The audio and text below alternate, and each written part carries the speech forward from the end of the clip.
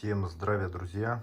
И в этом видео я хочу рассказать о рецепте, который где-то гулял по интернету и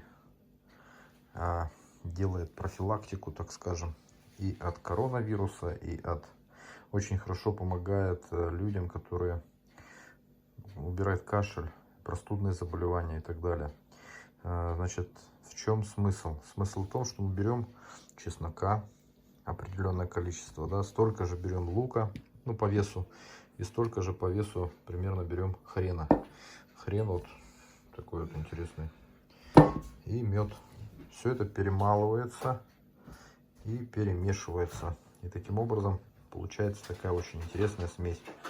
И нужно вот кушать его 3 раза в день.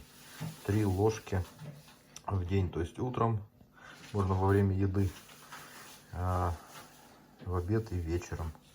И будете вы здоровы.